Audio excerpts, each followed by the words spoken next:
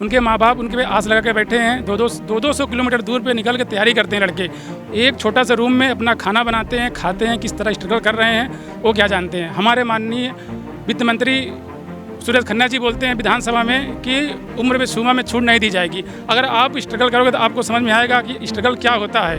बात यही है कि नेताओं के लिए कोई उम्र की सीमा नहीं है। आप 87 हों तब भी लड़ेंगे, कितनी भी एज में जाइए, कैसे भी रहिए, कितने भी मुकदमे हों, कितना भी आप आपराधिक प्रवृत्ति के हों, आपको आपके लिए कोई लिमिट नहीं है, कोई भी मापदंड नहीं है। पर जो 22 साल का युवा है जिसका कोई दोष नहीं है, लगातार तैयारी कर रहा है, अचानक से महामारी आ जाती है और उसका क्या दोष है वो। तो मेरी रिक्वेस्ट है बाबा जी से कि भाई आप सवर्ण के नायक कहे जाते हैं, आप सवर्ण मुख्यमंत्री कहे जाते हैं, तो भैया काहे अपराध है सवर्णों के साथ? ऐसा कौन सा अपराध किया सवर्णों ने जो कि आप उनकी बात सुनने के लिए नहीं तैयार हैं? हमारे साथ एक और विद्यार्थी हैं जिनको इस समस्या से जूझना पड़ रहा है। क्या नाम है? विनोद यादव नाम मेरा। मैं उत्तर प्रदेश पुलिस का अभ्यर्थी हूँ। इन्होंने 2018 में 2 भर्तियां करा दिया, उसके बाद 5 साल हो गया, एक भी भर्ती नहीं आई। 2021 में 30 सितंबर 2021 को कैबिनेट में भर्ती पास होती है, 26,744 पोस्ट। उसके बाद हमारे माननीय मुख्यमंत्री जी पुलिस स्मृति 21 अक्टूबर को बोलते हैं कि 2021 में भर्ती का नोटिफिकेशन आएगा, लेकिन विधानसभा चुनाव को देखते हुए भर्ती को लेट कर दिया गया। लेकिन आचार संहिता लागू हो जाता है 8 जनवरी को। 7 जनवरी को टेंडर जारी करते हैं। 3-4 बार। उसके बाद इन्होंने बोलते हैं कि भर्तियाँ कोई कंपनी नहीं ले रही है। उसके बाद टेंडर कंपनी नहीं ली। फिर इन्होंने विधानसभा का चुनाव हो गया, फिर बोले कि इस भर्ती को मैं दिसंबर 2023 तक क्लियर कर दूंगा। भर्ती क्लियर नहीं हुई। हमारे जनरल के भाई 18 से 22 साल में ओवर एज हो गए, बिना एक भी एग्ज़ाम दिए। एक भी एग्ज़ाम नहीं दिए, 5 साल से तैयारी कर रहे हैं। कोविड-19 आ गया। कोविड-19 में हमारे मध्य प्रदेश, राजस्थान, कोलकाता, पश्चिम बंगाल हर जगह 3-3 साल का एक्स्ट्रा छूट दिया गया कोविड-19 का। मगर उत्तर प्रदेश में कोविड-19 से छूट नहीं दी जा रही। हमारे माननीय मुख्यमंत्री जी बोलते हैं मैं 1.5 लाख भर्ती कराया हूँ। 1.5 लाख भर्ती आप कराइए। उसमें 90,000 भर्ती इन्होंने कराया, 35,000 भर्ती अखिलेश यादव की मेरिट की भर्ती थी, उसको भी इन्होंने जोड़ देते हैं। बार बार वही देते हैं, सिर्फ पेपर में इनका न्यूज़ में आता है पुलिस की भर्ती। योगी जी या उनके जो भी टीम में हैं, इस बात को लेकर अपनी पीठ हमेशा सब थपथपाते दिखाई देते हैं कि पुलिस भर्ती वो काफ़ी किए हैं और कर रहे हैं। बाकी 90,000 पुलिस की भर्ती होती है। बाकी दरोगा की भर्ती आई, उसमें हमारे जनरल के भाई 18 से 22 साल उनकी एज होती है, बाकी ग्रेजुएशन नहीं होता, तो वो भर्ती नहीं देख सकते। अगर उनको एक भी भर्ती का नहीं देखने को मिली, उनके माँ बाप उनके पे आस लगा के बैठे हैं। 200 किलोमीटर दूर पे निकल के तैयारी करते हैं लड़के।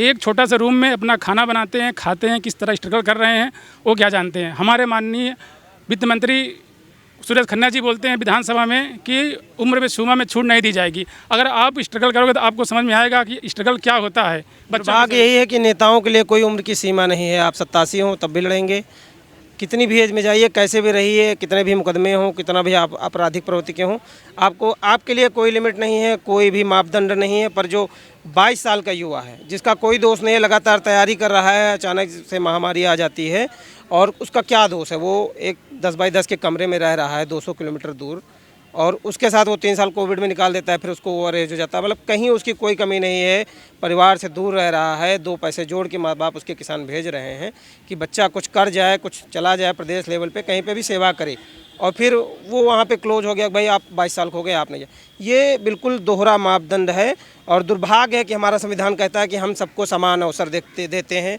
सबको समान जीने का अधिकार है, पर समान कहाँ पे है हम आज तक यही नहीं समझ पाए हैं। लोगों में कहीं भी ऐसा नहीं दिखता है जो बैठे हैं, जिनकी जिम्मेदारी है कि वो समान अधिकार दें, पर किस मापदंड से वो समान तय करते हैं, ये बहुत ही हास्यास्पद है।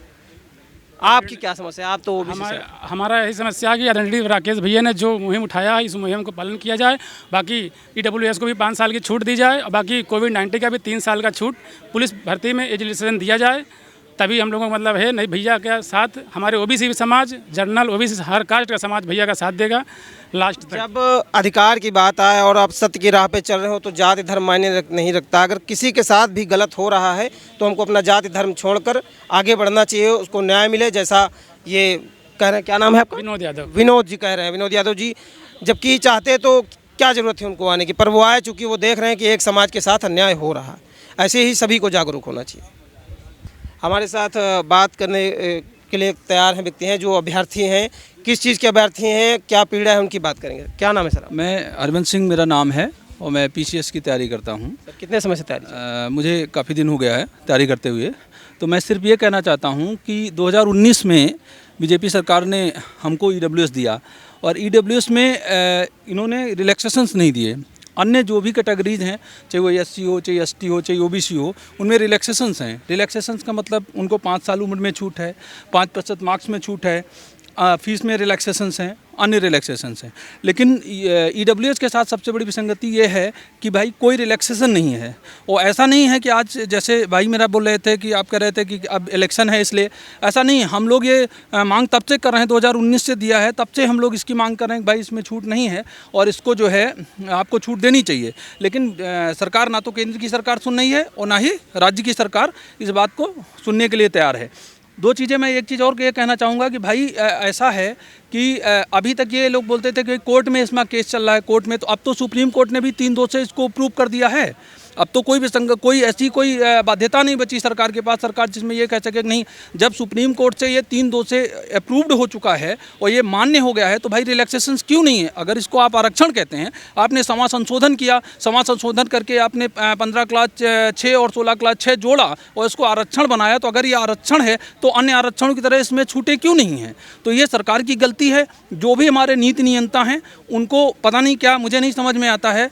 अब रही बात जैसे इसकी है कि इसमें जो है आय और उसको लेकर के, तो अन्य कैटेगरी OBC को है 8 लाख की सिर्फ आय है, वो भी उनके माँ बाप की आय है।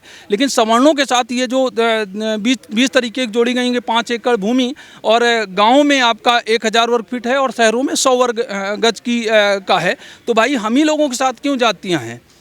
अगर किसी SC के पास कोई अगर SC है तो वो चाहिए उसके माँ बाप IAS हों तो उनको मिलेगा, तो हम ही लोगों के साथ सारी विसंगतियाँ क्यों हैं? तो मैं रिक्वेस्ट करूंगा सरकार से कि भाई हम लोगों की बातें सुनिए। हम लोग 4-4 साल हो रहे हैं।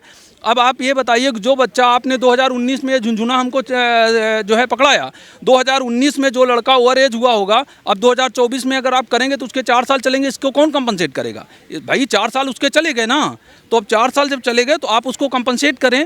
ना तो उसको आप कंपनसेट कर रहे हैं, ना ही आपने कोविड की छूट दे रहे हैं, जबकि देश के 8 से 9 राज्य जिनमें BJP शासित 8 से 9 राज्य हैं, जिनमें मैं नाम बता देता हूँ। गुजरात जो BJP शासित है, उसने सारे रिलैक्सेशन दे दिए हैं, इवन ये लैंड की जो भी चीज़ें हटा दी है।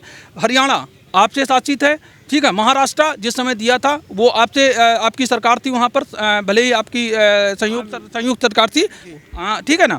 और जम्मू कश्मीर, मतलब 8 से 9 राज्य हैं। गुजरात मतलब राजस्थान में मान लीजिए कांग्रेस की सरकार है, लेकिन जो आपके शासित है, तो भाई यूपी में कौन सी बुराई? यूपी में आपको क्यों लगता है कि यूपी में क्यों नहीं हो पा रहा है? क्योंकि यहाँ पे तो जो मुखिया हैं वो सबके हैं, मतलब किसी जात से लेकर नहीं चलते हैं, महंत हैं, तो फिर भी आपके साथ ऐसा बाबा जी को हमारी पीड़ा नहीं समझ में आ रही? भाई ऐसा नहीं है, योगी सरकार का कोई ऐसा मंत्री नहीं बचा जिसके पास हम लोगों ने ज्ञापन नहीं दिया। उसके सारे रिकॉर्ड हैं हमारे पास।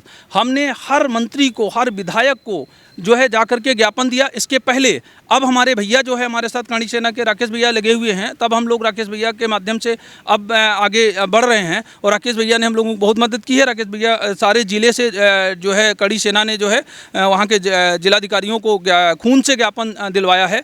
इवन इनको बाबा जी को भी दिया गया है। तो मेरी रिक्वेस्ट है बाबा जी से कि भाई आप सवर्ण के नायक कहे जाते हैं, आप सवर्ण मुख्यमंत्री कहे जाते हैं, तो भैया काहे अपराध है सवर्णों के साथ? ऐसा कौन सा अपराध किया सवर्णों ने जो कि आप उनकी बात सुनने के लिए नहीं तैयार हैं? ठीक है, हम लोग मिलना चाहते हैं, आप मिलना नहीं चाहते, ठीक है, और ना ही आप हमारा काम करना चाहते हैं।